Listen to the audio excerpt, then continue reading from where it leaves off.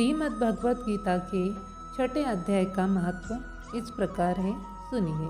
श्री भगवान कहते हैं, सुमुखी, अब मैं छठे अध्याय का महत्व बतलाता हूँ, जिसे सुनने वाले मनुष्यों के लिए मुक्ति करतलक हो जाती है। गोदावरी नदी के तट पर पैठण नामक एक विशाल नगर है, जहाँ मैं पिपलेश के नाम से विख्यात होकर रहता हूँ। उस नगर में जानश्रुति नामक एक राजा रहते थे, जो भूमंडली की प्रजा को अत्यंत प्रिय थे। उनका प्रताप मार्तंड मंडल के प्रचंड तेज के समान जान पड़ता था। प्रतिदिन होने वाले उनके यज्ञ के धुएं से नंदवन के कल्पवृक्ष इस प्रकार काले पड़ गए थे, मानो राजा की असाधारण दानशीलता देखकर वे लज्जित हो गए हो। उनके यज्ञ में प्राप्त पुरोडास के रसास्वाद में सदा आसक्त होने के कारण देवता लोग कभी प्रतिष्ठानपुर को छोड़कर बाहर नहीं जाते थे। उनके दान के समय छोड़े हुए जल की धारा प्रताप रूपी तेज और यज्ञ के धूमों से पुष्ट होकर मेघ ठीक समय पर वर्षा करते थे। उस राजा के शासनकाल में खेती में होने वाले 6 प्रकार के उपद्रवों के लिए कहीं थोड़ा भी स्थान नहीं मिलता था और अच्छी नीतियों का सर्वत्र प्रसार होता था। वे बावली, कुएं, पोखरे खुदवाने के बहाने मानो प्रतिदिन पृथ्वी के भीतर की निधियों का अवलोकन करते थे। एक समय राजा के दान, तप, यज्ञ और प्रजापालन से संतुष्ट होकर स्वर्ग के देवता उन्हें वर देने के लिए आए। वे कमलनाल के समान उज्जवल हंसों का रूप धारण कर अपनी पाखें हिलाते हुए आकाश मार्ग से चलने लगे। बड़ी उतावली के साथ उड़ते हुए वे सभी हंस परस्पर बातचीत भी करते जाते थे। उनमें से भद्रक्ष आदि 2-3 हंस वेग से उड़कर आगे निकल गए। तब पीछे वाले हंसों ने आगे जाने वालों को संबोधित करके कहा, अरे भाई भद्राक्ष, तुम लोग वेग से चलकर आगे क्यों हो गए हो? यह मार्ग बड़ा दुर्गम है, इसमें हम सबको साथ मिलकर चलना चाहिए। क्या तुम्हें दिखाई नहीं देता? यह सामने ही पुण्य मूर्ति महाराज जानश्रुति का तेज पुष्य अत्यंत स्पष्ट रूप से प्रकाशमान हो रहा है। उस तेज से भस्म होने की आशंका है, अतः सावधान होकर चलना चाहिए। पीछे वाले हंसों के ये वचन सुनकर आगे वाले हंस हंस पड़े और उच्च स्वर से उनकी बातों की अवहेलना करते हुए बोले, अरे भाई, क्या इस राजा जानश्रुति का तेज ब्रह्मवादी महात्मा रैंक के तेज से भी अधिक तीव्र है? हंसों की ये बातें सुनकर राजा जानश्रुति अपने ऊंचे महल की छत से उतर गए और सुखपूर्वक आसन पर विराजमान हो गए। अपने सारथी को बुलाकर बोले, जाओ महात्मा रैंक को यहाँ ले आओ। राजा का यह अमृत के समान वचन सुनकर मह नामक सारथी प्रसन्नता प्रकट करता हुआ नगर से बाहर निकला। सबसे पहले उसने मुक्तिदायिनी काशीपुरी की यात्रा की। यहाँ जगत के स्वामी भगवान विश्वनाथ मनुष्यों को उपदेश दिया करते हैं। उनके बाद यह गया क्षेत्र में पहुँचा, जहाँ प्रफुल्ल नेत्रे वाले भगवान गदाधर संपूर्ण लोकों का उद्धार करने के लिए निवास करते थे। तदंतर नाना तीर्थों में भ्रमण करता हुआ सारथी पापनाशिनी मथुरापुरी में गया। यह भगवान श्री कृष्ण का आदि स्थान है, जो परम महान एवं मोक्ष प्रदान करने वाला है।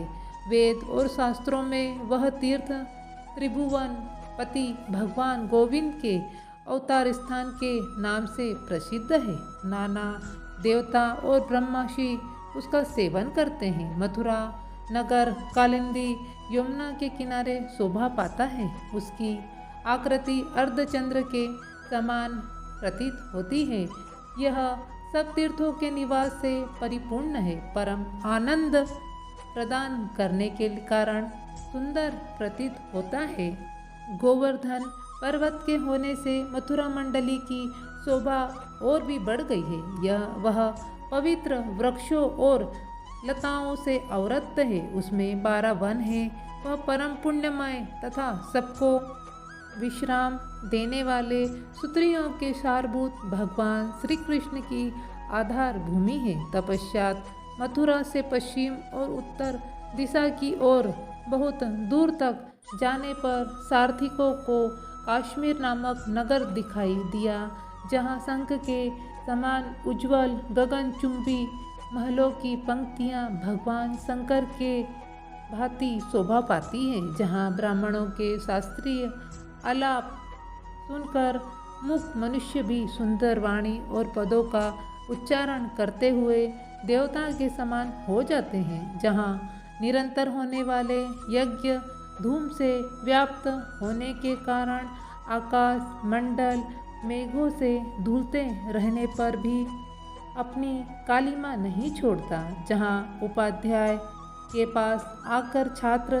जन्मकालीन अभ्यास से ही संपूर्ण कलाएं स्वतः पढ़ लेते हैं, तथा जहाँ मणिकाश्वर नाम से प्रसिद्ध भगवान चंद्रशेखर देहधारियों को वरदान देने के लिए नित्य निवास करते हैं। कश्मीर के राजा माणिक्यसेन दिग्विजय में समस्त राजाओं को जीतकर भगवान शिव का पूजन किया था, तभी से उनका नाम माणिकेश्वर हो गया। उन्हीं के मंदिर के दरवाजे पर महात्मा रैंक एक छोटी सी गाड़ी पर बैठे अपने अंगों को खुजलाते हुए वृक्ष की छाया का सेवन कर रहे थे। इसी अवस्था में सारथी ने उन्हें देखा। राजा के बतलाए हुए भिन्न भिन्न चिन्हों से उन्हें शीघ्र ही रैंकों को पहचान लिया और उनके चरणों में प्रणाम करके कहा, ब्राह्मण, आप किस स्थान पर रहते हैं? आपका पूरा नाम क्या है? आप तो सदा स्वच्छंद विचरने वाले हैं, फिर यहाँ किस लिए ठहरे हैं? इस समय आपका क्या करने का विचार है? सारथी के यह वचन सुनकर परम आनंद में निमग्न महात्मा रैंक ने कुछ सोचकर उससे कहा, यद्यपि हम पूर्ण काम है, हमें किसी वस्तु की आवश्यकता नहीं है, तथापि कोई भी हमारी मनोवृत्ति के अनुसार परिचर्या कर सकता है। रैंक के हार्दिक अभिप्रायों को आदरपूर्वक ग्रहण करके सारथी धीरे से राजा के पास चल दिया। वहाँ पहुंचकर राजा को प्रणाम करके उसने हाथ जोड़कर सारा समाचार निवेदन किया। उस समय स्वामी के दर्शन से उसके मन में बड़ी प्रसन्नता थी। सारथी के वचन सुनकर राजा के नेत्र आश्चर्य से चकित हो उठे। उसके हृदय में रैंक का सत्कार करने की श्रद्धा जागृत हुई।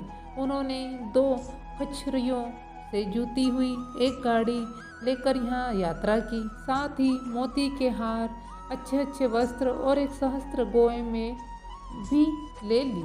कश्मीर मंडल में महात्मा रैंक जहाँ रहते थे, उस स्थान पर पहुंचकर राजा ने सारी वस्तुएं उनके आगे निवेदन कर दी और पृथ्वी पर पकड़कर प्रणाम किया। महात्मा रैंक अत्यंत भक्ति के साथ चरणों में पड़े हुए राजा जानश्रुति पर कुपित हो उठे और बोले, हे शूद्र, तू दुष्ट राजा है, क्या तू मेरा वृत्तांत नहीं जानता? यह खच्चरियों से जुती हुई अपनी ऊंची गाड़ी ले जा। ये वस्त्र, ये मोतियों के हार और ये दूध देने वाली गौएं भी स्वयं ही ले जा। इस तरह आज्ञा देकर रैंक ने राजा के मन में भय उत्पन्न कर दिया। तब राजा ने सांप के भय से महात्मा रैंक के दोनों चरणों को पकड़ लिया और भक्तिपूर्वक कहा, ब्राह्मण, मुझ पर प्रसन्न होइए। भगवान, आप में यह अद्भुत महात्म्य कैसे आया? प्रसन्न होकर मुझे ठीक ठीक बतलाइए। रेंक ने कहा, राजन, मैं प्रतिदिन गीता के छठे अध्याय का जप करता हूँ। इसी से मेरी 13 राशि देवताओं के लिए भी दुस्सह है। तदंतर परम बुद्धिमान राजा जानश्रुति ने यत्नपूर्वक महात्मा रेंक से गीता जी के छठे अध्याय का अभ्यास किया। इससे उन्हें मोक्ष की प्राप्ति हुई। इधर रेंक भी भगवान माणिक्येश्वर के समीप मोक्षदायक गीता जी के छठे अध्याय का जप करते हुए सुख से रहने लगे। हंस का रूप धारण करके वरदान देने के लिए आए हुए देवता भी विस्मित होकर स्वेच्छा अनुसार चले गए। जो मनुष्य सदा इस एक ही अध्याय का जप करता है, वह भी भगवान विष्णु के ही स्वरूप को प्राप्त होता है। इसमें तनिक भी संदेह नहीं है। छठे अध्याय का महत्व समाप्त।